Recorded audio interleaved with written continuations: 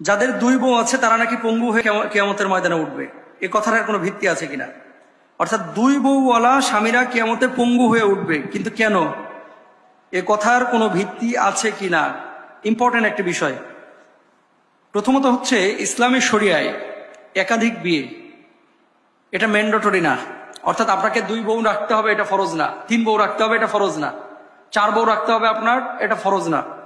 যে আয়াতের ভিত্তিতে আমাদের কিছু ভাই যারা একটু সুযোগে থাকেন একাধিক বিয়ে করার জন্য, এক বউ পালতে পারে না কিন্তু বিয়ের জন্য খালি উতলায় ওঠে, এরকম অনেক মানুষ আছে। কিন্তু কুমিল্লা একটা বিয়ে করে রাখে, চাঁদপুরে একটা, ঢাকায় একটা, টাঙ্গাইলে আর একটা, তারপরে এক বউয়ের কাছেও থাকে না।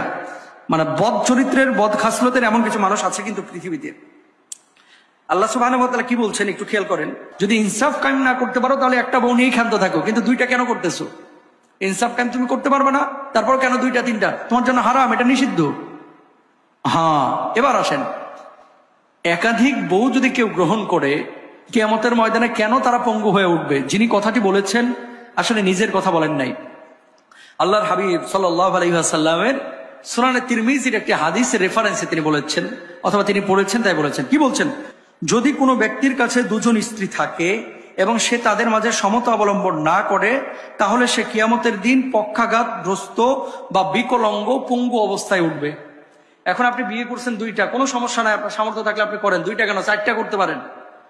বাংলাদেশের অভিজ্ঞতার আলোকে বলতেছি, আমাদের কাছে যতগুলো প্রশ্ন আসে, যেহেতু বিভিন্ন স্যাটেলাইট চ্যানেলে নিয়মিত লাইভ করি, ম্যাক্সিমাম ক্ষেত্রে দেখা যায় বিয়ে করেছে বড় বউ, বড় বউকে বিয়ে করার পরে ধরেন 7 বছরের গ্যাপ, 7 বছর পরে নিজের বয়সের ডিস্টেন্স, এরকম 20 বছরের একটা গ্যাপ ওলা মেয়েকে বিয়ে করেছে।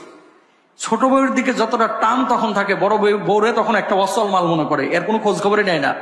এর একটা বাসা নিয়ে দেয় অথবা একটা বিল্ডিং করে দেয়, বড় বউকে বলে বাচ্চা কাচ্চা তুই দেখ, আর ছোট বউ নিয়ে থাকে সে মত্ত।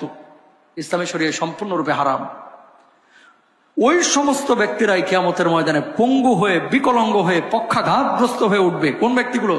যেই ব্যক্তিগুলো একাধিক বউ গ্রহণ করেছে, স্ত্রী গ্রহণ করে বউদের মধ্যে, স্ত্রীদের মধ্যে সমতা কায়েম করতে পারে নাই, বরঞ্চ এই বউ নিয়ে, স্ত্রী নিয়ে যেটাকে ভালো লেগেছে সেটা নিয়ে থেকেছে। একটাকে নিয়ে উমরায় গিয়েছে, একটাকে নিয়ে সৌদি আরব ঘুরতে গিয়েছে, একটাকে নিয়ে কক্সবাজার গিয়েছে, আর আরেকটার কোনো খোঁজ খবর নাই।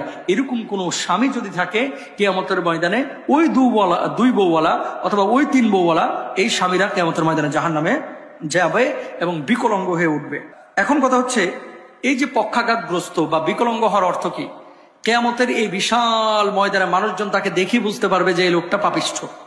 মানুষজন দেখেই তাকে বুঝতে পারবে যে মানুষটা গুনাহের সাথে জড়িত, এ মানুষটা সমতা বিধান কায়েম করে নাই, এ মানুষটা মানুষের সঙ্গে ভালো আচরণ করে নাই, স্ত্রীদেরকে